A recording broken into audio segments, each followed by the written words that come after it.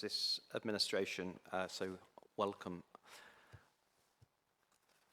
Agenda item 1, apologies for absence. Yes, we have had apologies from Councillor Anderson. Thank you. Noted. Agenda item 2, to approve as a correct record the minutes of the Cabinet held on the 23rd of June 2026. You'll find pages 5 to 8. Are we happy to agree those minutes? Yeah. Thank you, colleagues. Agenda item 3, declarations of interests. Anyone to declare?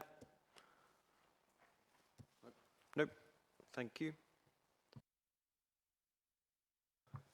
Agenda item 4, statements by the leader of the council.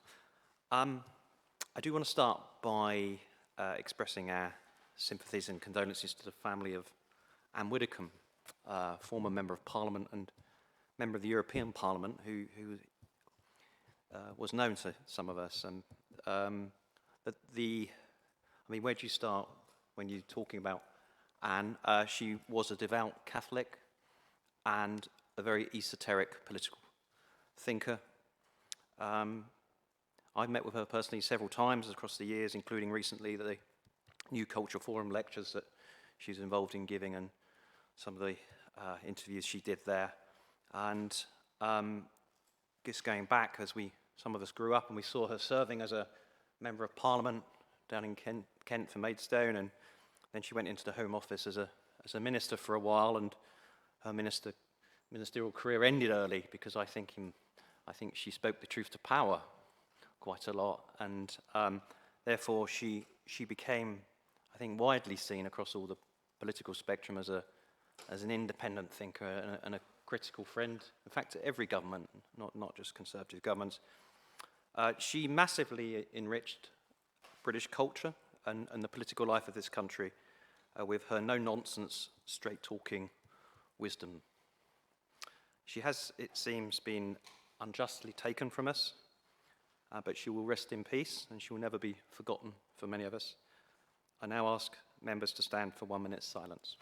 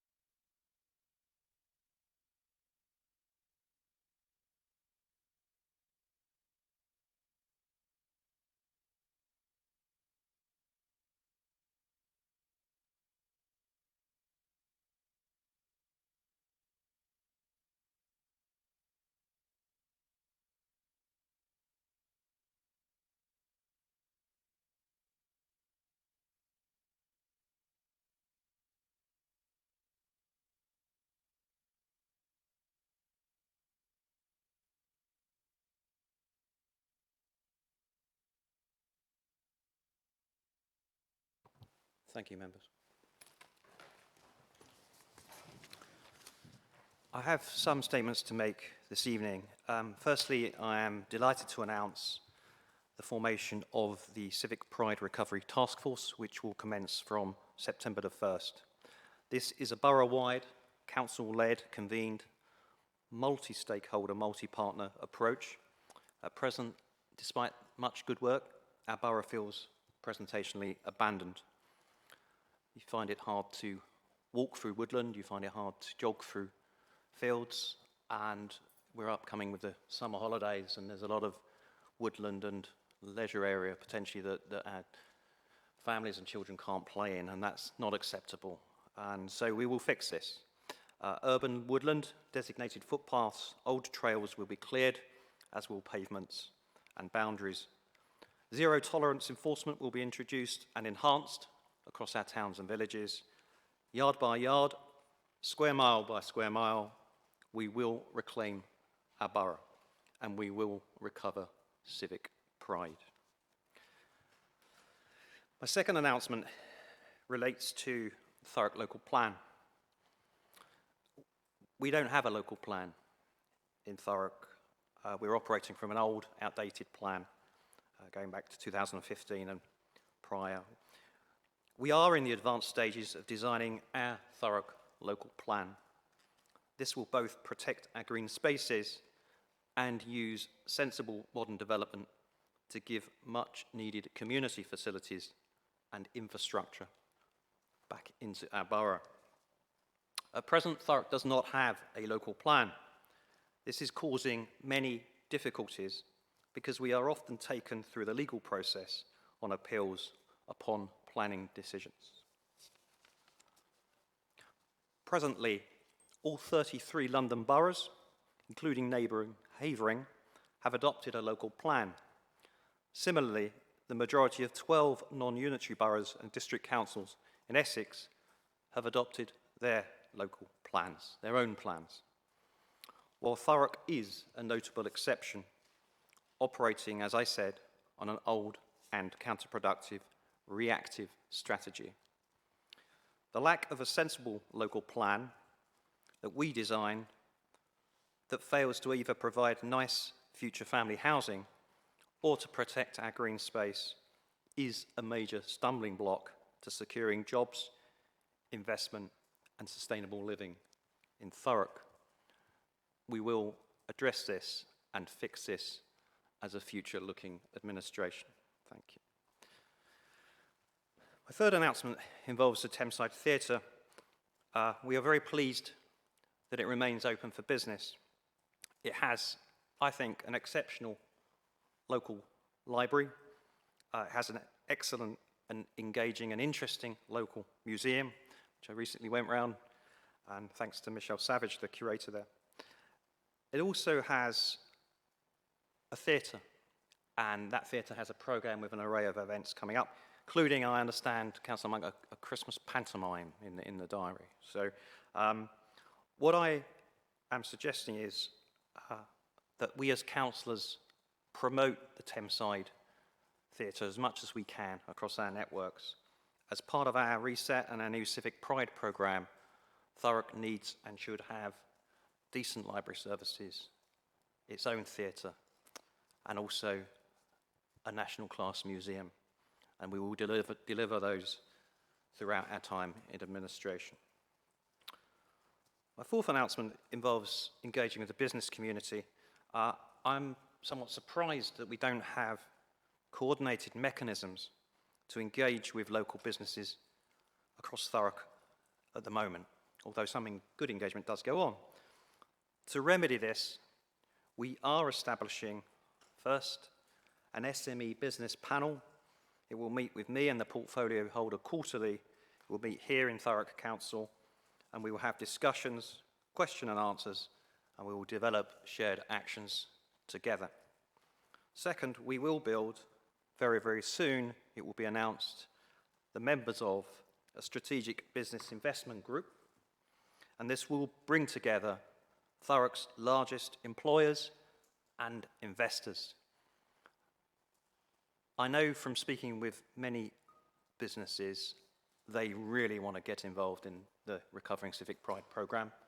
They really want to contribute to life here in Thurrock, but they don't know how. In the past, they've been asked for a lot. Sometimes it's been given. Sometimes promises have been made and not followed up. Other times, process has gotten in the way.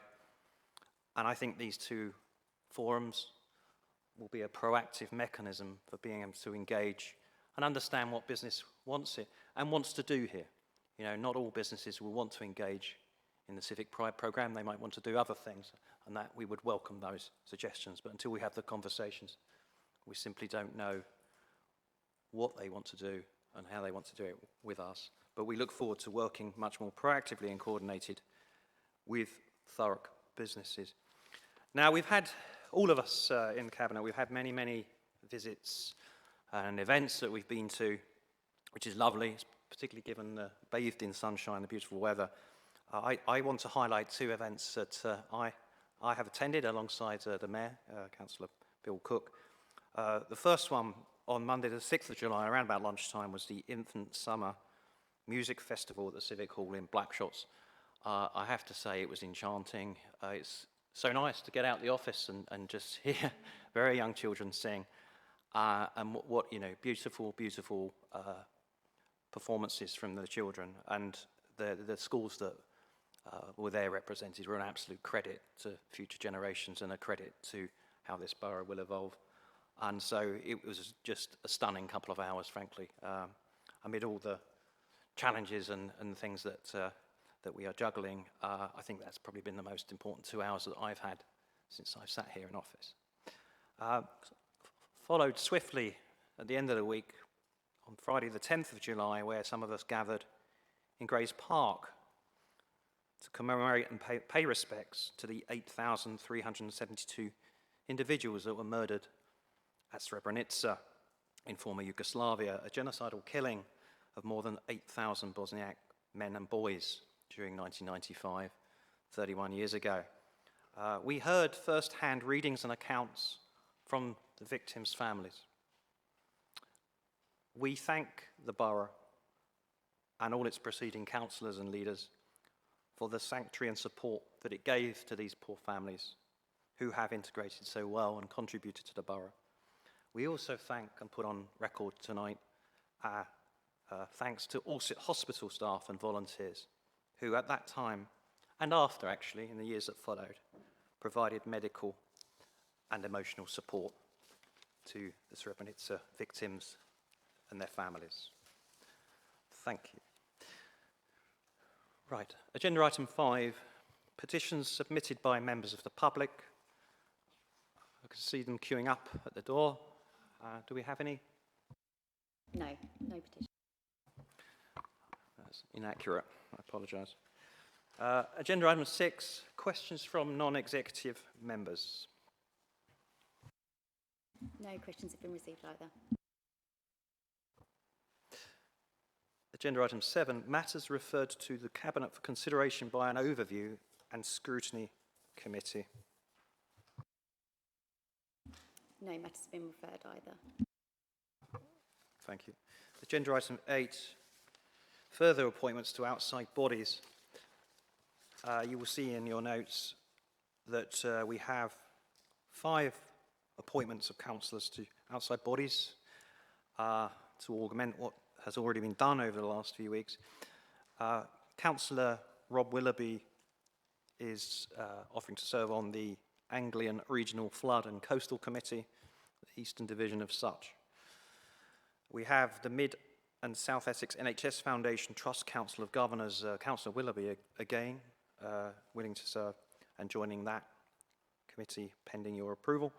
Essex Partnership for Flood Management, Councillor Dennis put his name forward. The Essex County Traveller Unit, Councillor Stringer is ready to serve. And the High House Production Park, thank you, Councillor Monk is willing to serve. Are we content, members, to accept those nominations, positions? Agreed. Thank you.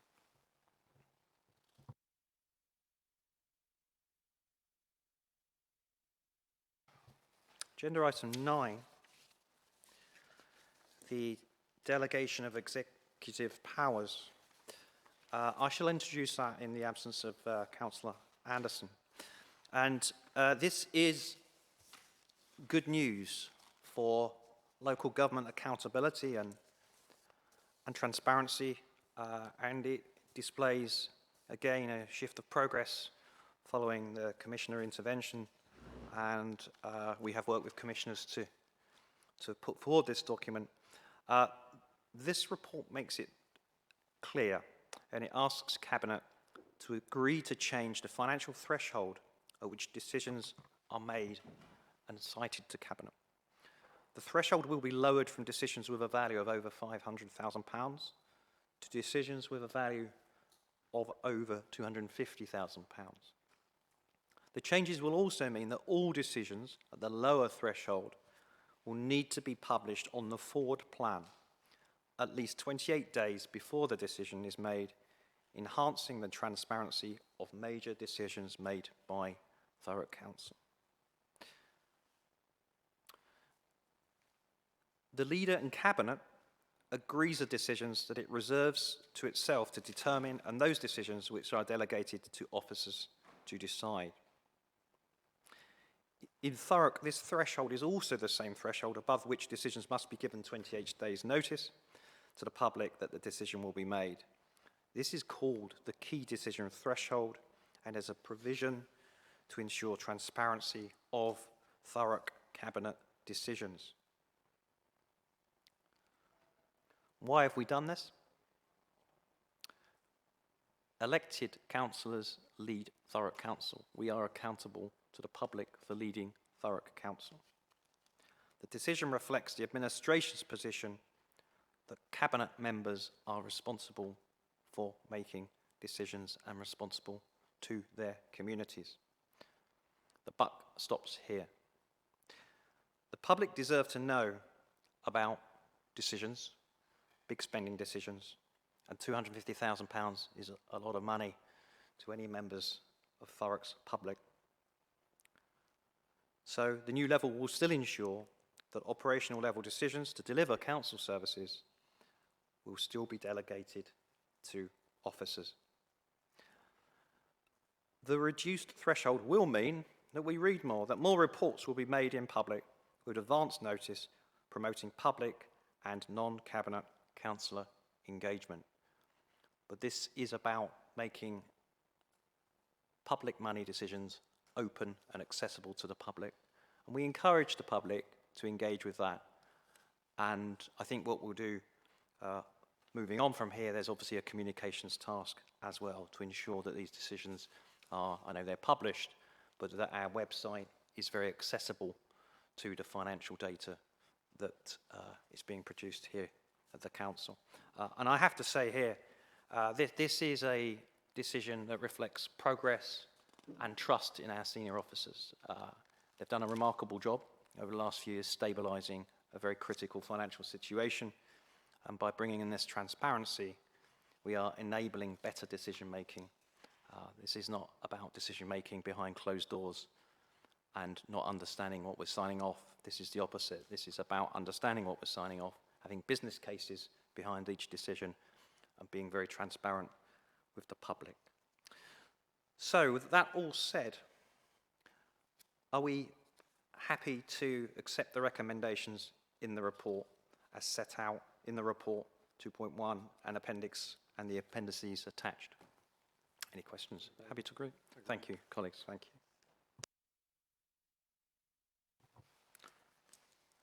Agenda item 10, Pride in Place Impact Fund. Please can I ask Councillor Monk to introduce the report? Thank you, Leader. You can find the report on pages 21 to 38 of the agenda. This report seeks Cabinet approval for the proposed approach allocating funding to projects that meet community need following extensive consultation, engagement and data analysis. The Capital Fund scheme is a £1.5 million pot that has been under lengthy consultation with communities to highlight what they believe is missing from their area. It is important to highlight that this is separate from the £20 million Pride in Place programme in Tilbury and thus falls under different decision-making process. The reason this approach is being brought to Cabinet is that the funds must be spent at least allocated by March 2027 or it will be repayable, meaning that communities would lose out. Some of the concerns that were raised about the report were sustainability. For example, once a community kitchen is established in Chadwell, how will its future be secured once the grant funding runs out? The answer to this is that these are simply the findings of the consultation and indicative costs. If we were to push forward with the current approach and decision making as set out in pages 24 to 28, then further development would be undertaken by myself, Rob Percy and officers to ensure that these aren't just flash in the pan projects and that they have the impact that the name of the fund requires. It also states in the report that local MPs support long-term community projects and not short-term solutions.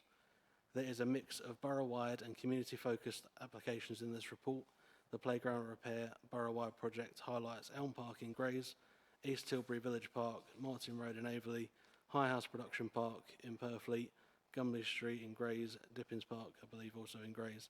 Meanwhile, the CCTV expansion does not show highlighted areas. It does, however, aim to tackle fly tipping, antisocial behaviour and areas of environmental degradation and reduce community confidence across the borough. Due to criminal damage of previous park and CCTV equipment, I believe it is vital to take this into account in the October 2026 financial and performance review that is due under this direction if it is taken forward. I believe that this is the first step in delivering on our promise to promote civic pride, and while I appreciate the projects are not yet perfect, it is vital that we get the ball rolling and take this into the next stage. This will continue to be community driven, but with our hands firmly on the steering wheel. We will ensure that the impact on the funding is felt and not wasted and forgotten. For the reasons set out in the report, the Cabinet is recommended to agree the approach as set out in sections 5 and 6 of the report to ensure the Pride and Place Impact Fund benefits Thurrock communities with a range of projects informed by local engagement, data and insight that meet the government requirements by the end of the March 2027 deadline, and agree the decisions about individual projects are delegated to the lead director in consultation with their executive director, Section 151 officer, and myself. Thank you. Thanks, Councillor Monk. Any questions related to the report? Thank you. And just to thank you personally, George, for your hard work on that, Councillor Monk, and the team, with Louise and her team. A lot of work goes in behind the scenes here. We've had a lot of discussions around several of these projects, and you've come to the resolution, which is the correct one, which is to back these projects, but also consistently monitor how effective projects are that we back and we choose to invest in at Thurrock Council. So all of these projects do have consultation and to some extent business cases behind them. I think moving forward in the process when we fund projects in the future, everything needs to have a business case behind it, and you used the right word there. I mean, in terms of sustainability and that we are basically catalysing the good work of the community. We are supporting the good work of the community. We can't necessarily be there sort of 3, 5, 10 years later. But these projects do reflect our administration's priorities around recovering civic pride. I am pleased to see street improvements in there, certainly improvements into Grays Park, which really does need doing, and also the enforcement side and the crime prevention and tackling antisocial behaviour side of that. So I think it's a nice balance, thanks to the team and the portfolio holder for bringing that forward. We are ready to approve, colleagues, are we? The recommendations in the report? Yeah? Agreed. Thank you.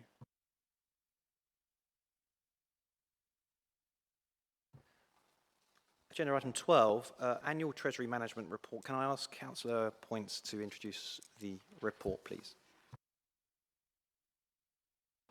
Oh, I do apologise. I've jumped.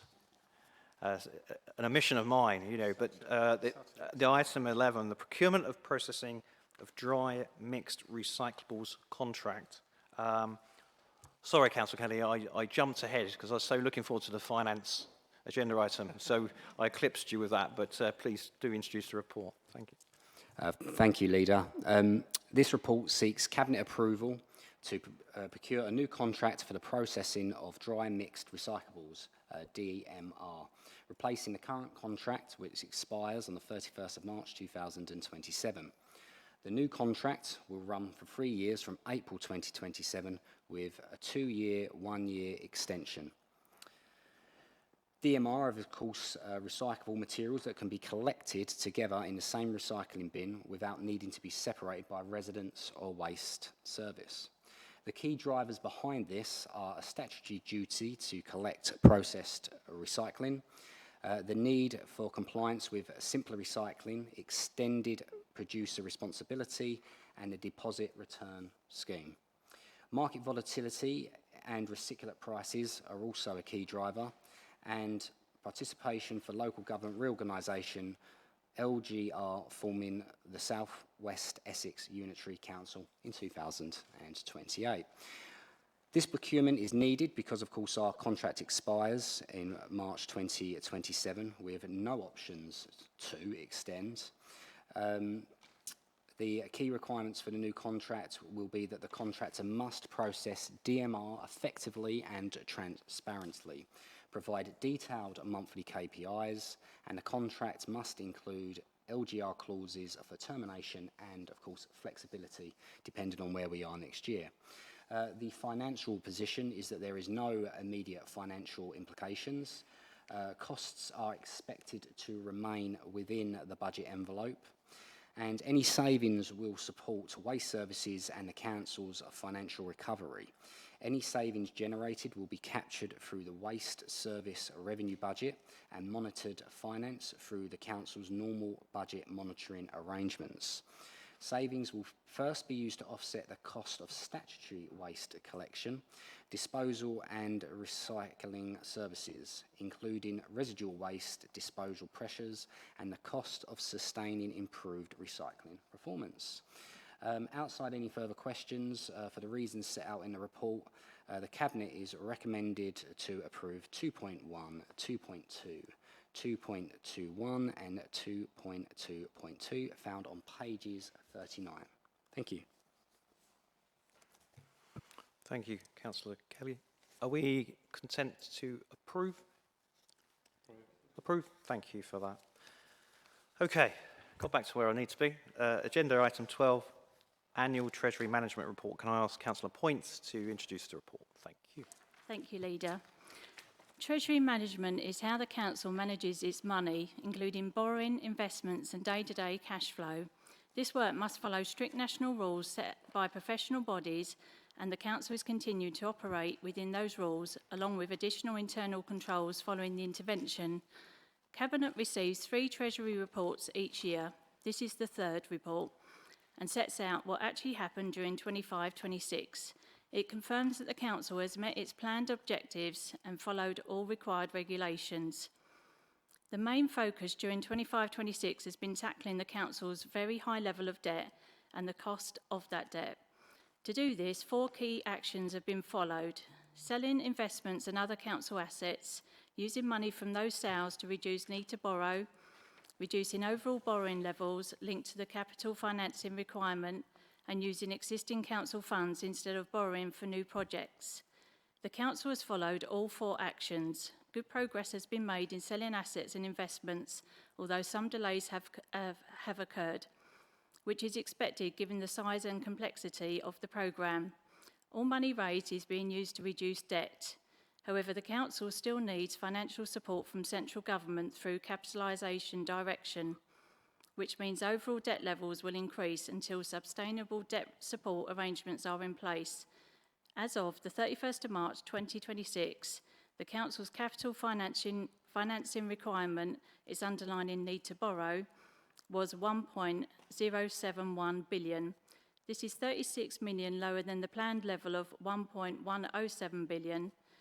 This is mainly because the council needed less financial support from central government than expected, and because some capital projects were delayed during 25-26. The council's actual borrowing stood at 876 million at the end of March 2026. It is currently relying more on short-term loans, while longer-term financial support arrangements are being worked through with central government. I recommend this report to Cabinet. Thank you, Councillor Points. Any questions on that? Okay, are we therefore happy to approve the recommendations set out in the report 2.1, 2.2 and 2.3? Are the recommendations agreed? Thank you, colleagues. Right, agenda item 13, the annual procurement plan for April 2026 through to March 2027. Can I ask the Cabinet Member for Finance, Councillor Points, again to introduce the report? Thank you. This report gives Cabinet a clear overview of the Council's purchasing activity. It includes a summary of all contracts worth more than £25,000 that were awarded during the 25-26 financial year, as well as a forward plan of expected contracts between April 26 and March 27. The purpose of the report is to make sure Cabinet can see what has already been done and what is planned so it can maintain proper oversight. Cabinet is asked to note a summary of contracts worth over £25,000 that were awarded in 25-26, the planned procurement activity for contracts over £25,000 in 26-27, that all procurement activity depends on confirmed service need, approved funding and the necessary approvals being in place, and that any contract with a total lifetime value of £500,000 or more will still need Cabinet approval before procurement starts in line with the Council's constitution. Cabinet has also received a separate report on this agenda about the delegation of executive powers. This proposes reducing the key decision threshold to £250,000, and the final recommendation in this report will follow that new arrangement. Thank you. Thank you, Councillor Points. Any questions from Cabinet? Just a note, transparency, and it's good. You know, we've got a list, as you say, as proposed contracts, and sometimes within those contracts, decisions haven't necessarily been made or signed off.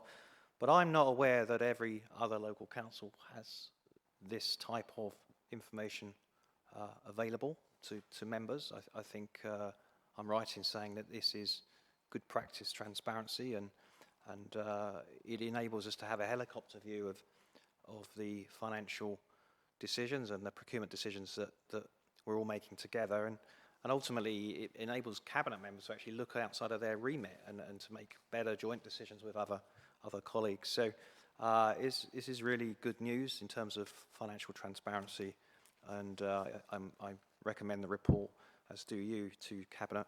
Are we happy to therefore accept the recommendations set out in the report 2.1 and the paragraphs after that? Thank you. Agreed. Agreed? Thank you.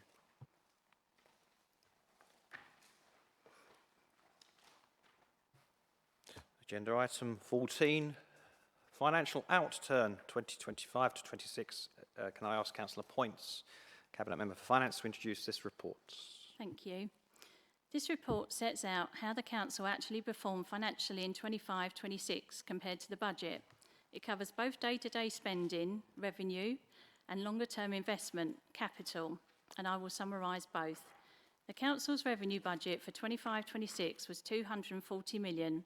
This assumed we would need £72.1 million of exceptional financial support from central government. However, through strong financial management and delivering savings, we needed £13 million less than expected. This helps reduce the Council's overall debt. Overall, spending was broadly in line with what was reported at Q3 in February. However, adult services has worsened and ended the year with an overspend of £3.1 million, which is £3.7 million higher than at Q3. A detailed review is underway to understand why this happened and what it means for future years, with findings to be reported to Cabinet in September. As part of closing the accounts, the Council has set aside £9.5 million in reserves to cover known future costs. This includes funding for local government reorganisation, ongoing legal work to recover funds and reduce debt, completion of the local plan, and supporting growth linked to the Thames Freeport. The 25-26 budget included a savings target of £18.9 million. Of this, 95% has been achieved or managed in other ways. Most of the remaining 5% has been removed and replaced with wider transformation savings across the organisation. At the end of the year, the Council had £77 million in earmarked reserves and £11 million in its general fund reserve. A detailed review of these reserves is underway to confirm they are still needed for the purpose that they were set aside for, with results going to Cabinet in September. Reducing debt remains a key priority. Good progress is being made on both the asset disposal and divestment programmes. The asset disposal programme is expected to finish in 27-28. The divestment programme is nearly complete, apart from the wind farm investments and a small number of remaining assets which are still being worked through. The housing revenue account, which covers council housing income and costs, underspent by £1.7 million, which is 3%. This will be added to reserves to strengthen future financial resilience. The Council's capital programme has significantly underspent. The General Fund Capital Programme underspent by £87.5 million, which is 73%, against a revised budget of 120 million. Of this, 82 million will be carried forward into future years, is no longer needed and will be removed. Because of the size of this underspend, a detailed review is underway, with results being reported in September. The Housing Revenue Account capital programme also underspent by 30.5 million, which is 50%, with 19 million proposed to be carried forward. This is being reviewed as part of work on the Housing Revenue Account business plan, with a further update in September. Finally, the Dedicated Schools Grant, or DSG, which funds education, including special educational needs, is under pressure. It overspent by 5.3 million, which is 7.3%, against a budget of 72 million due to increasing demand and complexity. The government has proposed national support that could cover up to 90% of deficits, subject to an approved SEND reform plan, which the Council has submitted.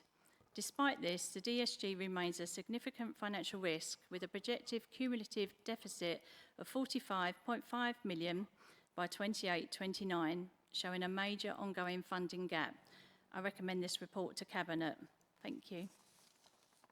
Thank you, Councillor Points. And within that is some interesting information around local government reorganisation, which I understand is costing the council to the tune of £5.8 million over 3 years, the first year being the last year, and we simply have not received that amount of money from central government, and communications that we've recently received from the ministry suggest that we're going to receive nowhere near that, but they tell us that local government reorganisation is definitely happening, even in light of the changing Prime Minister.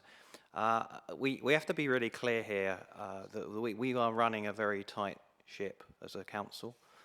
The commissioners have done, we will do. We're doing what we can to rescue Thurrock's finances. However, we can't keep receiving and agreeing to government schemes where there's these funding shortfalls. It sounds in the short term great, doesn't it? You can do all these good things and they're going to give us 90% of the money, but when you add up 10% shortages over 5 years, you find yourself in a massive problem and a financial black hole. And I think one of the points I was trying to make a couple of months ago when I became leader at the AGM was that we do have to put Thurrock residents first, and we have to make decisions on behalf of Thurrock residents first. And on that point, we will therefore be issuing another letter to the local government minister, it may be a new one this week, saying that we need desperately to have money in to cover the shortfall of local government reorganisation demands put upon us. It is not fair to keep nailing us to certain commitments and not funding it properly. It's not right. And it's actually, when you start talking about the maths, some of the things you're talking about, overspends in critical areas, we need that money for critical areas. You can't have it both ways. If you are asking a local council to spend 6 million on local government reorganisation, you're taking 6 million away from kids and from vulnerable adults, and that's not right. So do all members therefore agree for the financial outturn report to the recommendations there that are listed in the report? Thank you.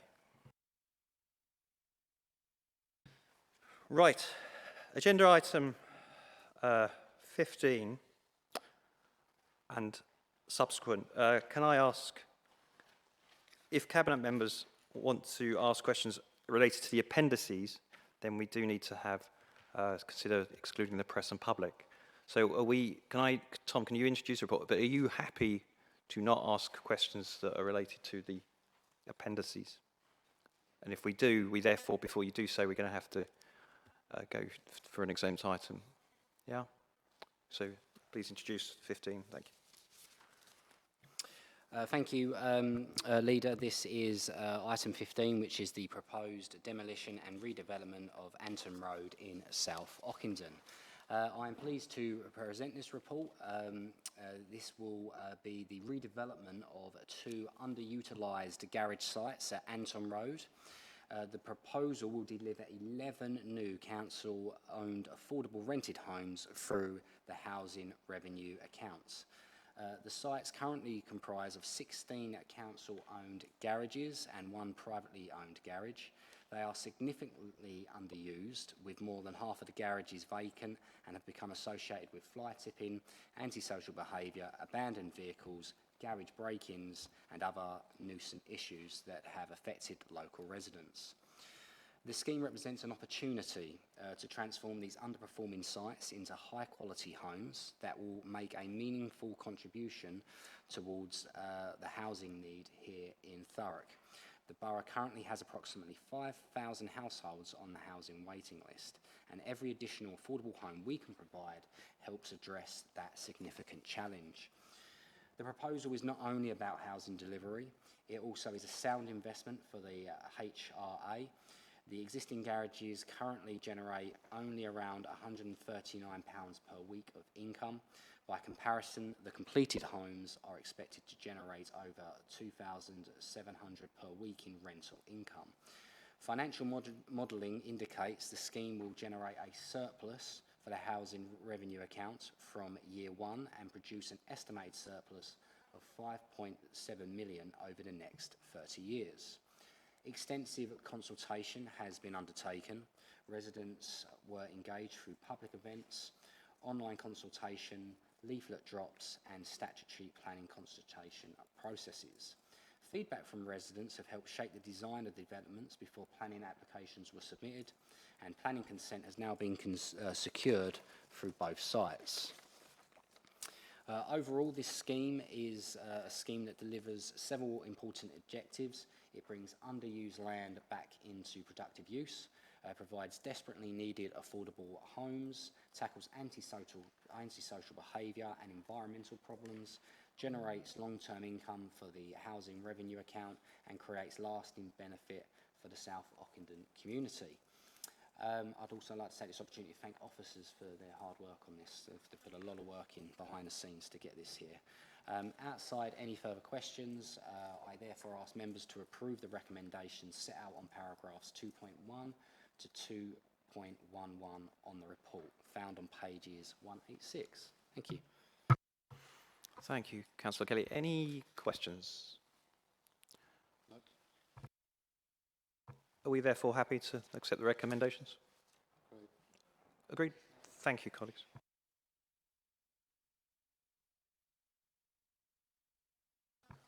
Agenda item 16, Blackshot Towers and the garages demolition. Again, Councillor Kelly, can I ask you to introduce the item? Thank you. Thank you very much, Leader. I'm presenting this report seeking Cabinet approval to proceed with the demolition of the 3 vacant tower blocks and associated garage structures at the Blackshots estate, namely Morrison House, Bevan House and Keir Hardy House.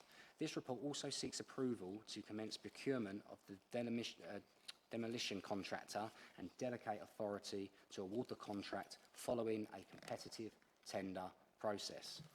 Members will be aware that the future of Blackshots Towers has been under consideration for a number of years.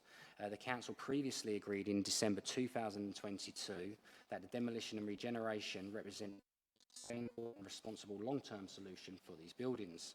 Since that time, all residents have been successfully rehoused and the blocks are now entirely vacant.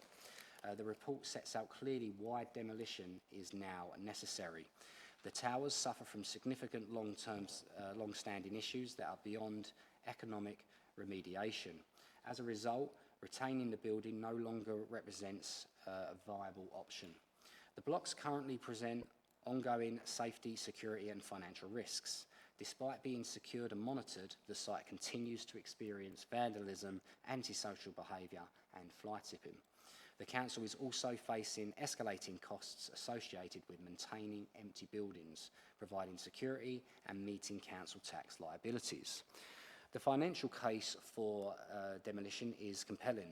If the blocks remain standing, the housing revenue account will continue to incur substantial costs indefinitely. Council tax liabilities alone are currently estimated at £250,000 per annum and are expected to rise significantly once the empty homes premium applies. Additional costs are incurred through site security, maintenance and environmental management. Importantly, the report recognises that although demolition is the right course of action, further work is required to determine the long-term future of the sites. The housing revenue account can no longer support the borrowing that would have been required for the previously envisaged redevelopment programme. Consequently, officers are undertaking a fresh options appraisal which will be completed later this year, with a further report to Cabinet planned for autumn 2026, setting out redevelopment options. Approval of this report therefore does not predetermine the future redevelopment of the site. Rather, it enables the council to remove the buildings that have become a liability whilst allowing time to identify the most deliverable and financial sustainable regeneration solution. Residents and stakeholders have been engaged throughout the process and have taken place regarding both demolition and future regeneration proposals. And the Housing Service Tenants Panel has expressed its support for the recommendations before Cabinet tonight. The demolition works will proceed through an open and competitive tender process to ensure best value and attract sustainably qualified specialist contractors. Subject to approval, procurement will commence this summer, with demolition expected to begin in early 2027. Leader, this proposal is about responsible asset management. It removes buildings that no longer meet modern standards, reduces financial pressure on the housing revenue account, tackles ongoing safety and security concerns, improves the local environment and prepares the way for future regeneration opportunities at Blackshots. Outside any further questions, I therefore ask members to approve the recommendations set out in paragraphs 2.1 to 2.6, found on pages 250. Thank you. Thank you, Councillor. Any questions? No, I mean, this is an excellent report and it's an excellent outcome. I think it shows our ambition as a council to provide uplifting and future family homes and neighbourhoods. And to some extent, you know, I'm going to be controversial here. After the Second World War was not developed properly, and it was not developed respectfully for hard-working families. And our agenda will be to deliver decent, inspiring, lovely neighbourhoods and homes for hard-working Thurrock residents, and this forms part of that commitment from this administration. Are people happy to support Councillor Kelly's report? Thank you. Agenda item 17, 3-month extension of current repairs. Councillor Willoughby, I ask you to introduce your report. Thank you.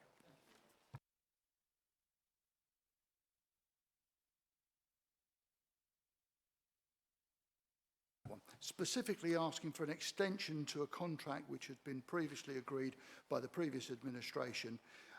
The previous contract expired on the 30th of June, and for various reasons the new contract with all the requirements wouldn't be ready to run until November. So this is an extension at the tune of £3.2 million to allow Mears to continue for 3 months until they've got all their ducks in a row for the new contract to roll. As I say, it's only for 3 months. It's coming out of this year's budget, which it would have done had the new contract already been running.